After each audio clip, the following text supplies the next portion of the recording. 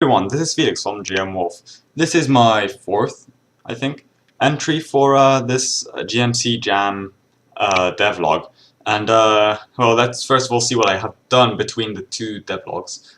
So first of all, I've made another level over here. So that's a total of 3 levels right now, with 3 kind of missions I have. Right now, including the intro mission, which I'm not going to count, so really I only have 2 missions. But I have a third one I'm working on. Right now it just looks kind of bad. That's because I was testing most of all this new thing, which is a tank AI. So now not only do you have normal tanks which don't do anything, you also have tank AIs. It's not entirely finished yet. I'm not sure if I'm going to work any more on it or not, because it's already just so bad. I don't feel like working on it. I'm just going to leave it as is, especially since there's only 8 hours and 54 minutes left until I have to give this game in. So I'm not gonna touch that. I'm just gonna add levels from now on, which is more than just creating rooms, because I have to create audio for each of those. Because each mission has a one or more piece of audio. I think just the campaign introduction has 2 or 3. I'm not sure. Yeah, 2, 3, and then mission 1 and mission 2 only have 2.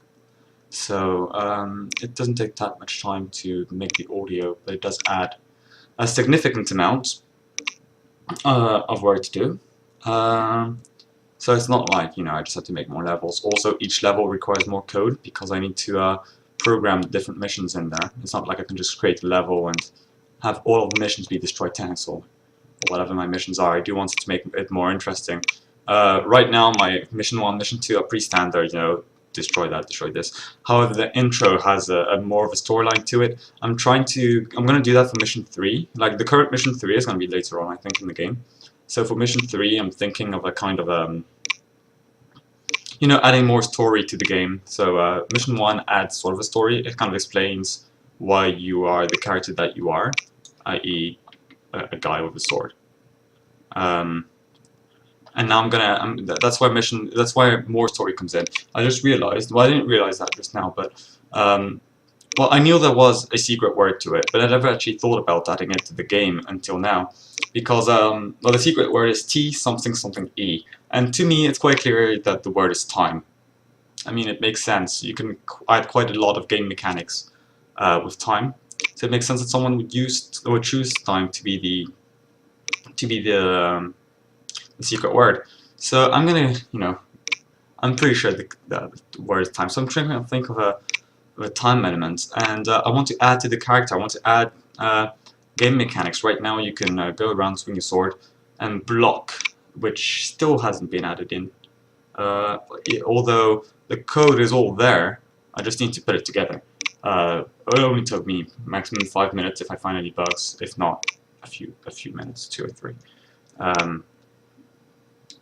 However, that still adds the notion of time, and that's the last game mechanic I want to add. However, I don't really know how I want to add it. I think the easiest way would just having a time limit on each level. However, that does require a lot of testing, a lot of balancing, and I'm not really a fan of all that, especially for a game jam. I don't want to add too much work for me. So I'm adding maybe rewinding time. However, I have tried making a rewinding time system before, and there's actually a lot to take into account. I could, brute force my way through it and just record every single positions and everything of all the of all the objects, all the dynamic objects. The problem with that is it's quite heavy on RAM. I haven't actually tried it yet, but with a significant amount of players, especially some enemies, at 60 frames per second, it may be a little overkill. So other than that, if I don't do that, I will need to add active instance activation, stuff like that. But I will have to take that into account as well, and it's really quite complicated. I have a system laying around. It just doesn't work yet. I haven't finished it. I thought it wasn't that interesting to implement. And so I left it for another day when I was working on it. So I won't be able to use that in this game. So rewinding time is a possibility. I don't think I mean, I have the time in 8 hours. That's for sure. I just don't know how much time I would have left after doing that. That will take a couple hours. But I'm not gonna spend a whole 8 hours on this. I wanna get. I'm just gonna spend. I'm not. I mean, I'm not gonna stay up up till too late. So I have a bunch of work to do still left for the levels as well. So rewinding time may not be the option I go with. Other things I can do is freezing time. That's a lot easier. You know, the player could go around, freeze time for like a few seconds, and nothing around him moves, which may make the levels a bit too easy. I mean, they're already really easy because you have health regen, which I may. Sorry. I may change. I may make the game a bit. Either the game is too hard or it's too easy right now because of the way the AI works. You basically have to dive into the group of AIs, you know, to fight them. But I want to improve on the AI so they chase you a bit better. This way you can kind of lure them, you know, hide and then take them out one by one. Make a bit more, have a bit more than just move around killing people. You know, maybe move around, lure people, kill people, stuff like that. Make it a bit more interesting. So yeah, adding another game mechanic based on time isn't actually always too easy because time is a complex thing in video games. Most games are linear for a reason in time-wise, because you can't predict what's going to happen in the future in a game, because that depends on what the player does. And so you can only go one way, you can only go back in time in the game. And keeping track of everything can be quite costly. So right now I'm not quite sure what I'm going to do. I'm actually thinking of the different ideas right now. Sorry. I'm still quite tired from well, 3 days of being behind a computer. Yeah, so oh, by the way, today, if you guys are interested, I just went to see the new Avengers movie. Also, right, my eyes are really tired now because it's 2.5 hours just watching 3D stuff. It's quite tiring on the eyes. That's one of the I'm like, my eyes are really hurting now. I really shouldn't be doing more screen time, but I have a GMC jump to do, so yeah. Another way I could manipulate time or have something with time is having certain events only happen at certain times. However, that just sounds like tedious gameplay, you know, just waiting for the right time for something to happen. So that's a no-go either. Yeah, I'm really not quite sure what I could do for that time element. I'm thinking freezing time may be the best idea.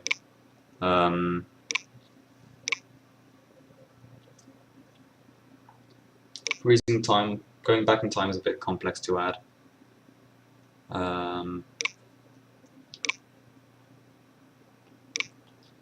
Some other things I can do would be a time limit, or maybe just, you know, something like that. I'm thinking of going with freezing time because it really isn't too hard to add. And it's always quite a nice game mechanic. So what I'm thinking right now is you press the C button maybe, and it would freeze time for a certain amount of time. And that will allow you to, you know, go around enemies that seem to be too dangerous. But maybe what could happen is that it only freezes time in a radius around you. So you could freeze some enemies, go behind them, kill them, stuff like that. I think this game mechanic would also make the game easier, so I could increase the strength of the enemies a bit. Maybe.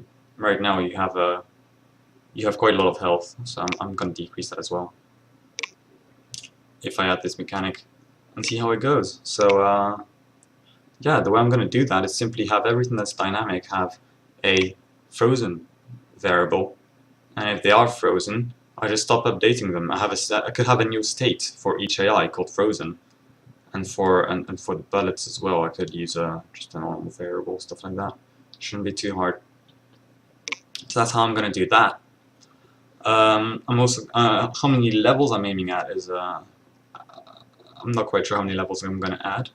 I'm talking about levels now because I realize this is probably my second last devlog, with my last devlog being me putting it on the GMC for you guys all to see. So About the levels, I'm thinking I need at least 5 levels. I'm thinking 10 would be best, but I don't know if I'll have the time or just if I'll be sane for long enough to add 10 levels.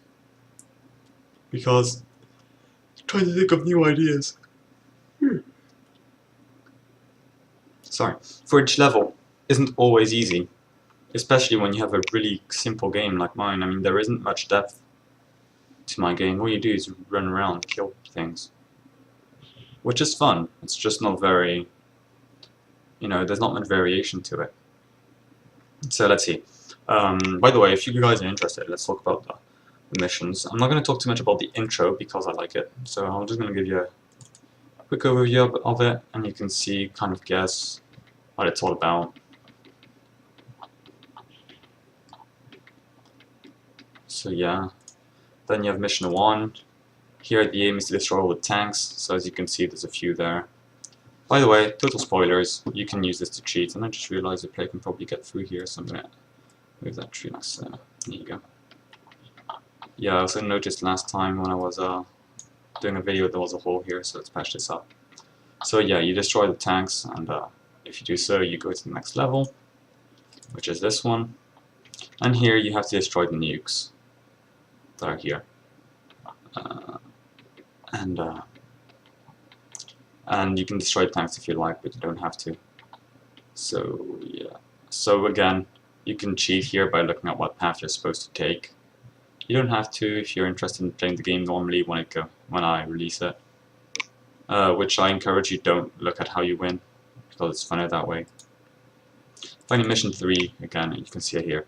It's just a test for this tank, although I'm thinking of just leaving it like that and go, yeah, we have a big problem, there's a tank that's actually working, you have to destroy it. And that's going to be it, and then I can reuse the tank in different missions. Now, the way you kill the tank is not like you kill stationary tanks, you can't just hit it. There's a special game mechanic, and I'll let you guys figure that one out. So yeah, that's been it for this devlog. I hope you guys enjoyed it, and stay tuned for more. I'll probably do 2 more videos for this game jam. One where I sign off, just show what my game is like, and I play it on the GMC. And then another one where I just do a playthrough of my game. Just there's 2 reasons for that. One of them is I think it's some people may not want to play the game; they may just want to see what the game is. The other reason for it is I realize there's some places where there are bugs and things you have to do to get it to work, and if someone plays it and gets stuck or something, I can always or if they saw the video before, they'll be like, oh yeah, I'm supposed to do that here, stuff like that, just in case. There's another reason, it's just because I want to do that video of me playing through my own game. I think it's also an important part of the development process is actually playing it and the whole way through, and if I record my reactions and stuff like that, I think it'll be a lot more interesting. So yeah, again, thank you guys for watching, and I'll see you guys sorry, and I'll see you guys for another video.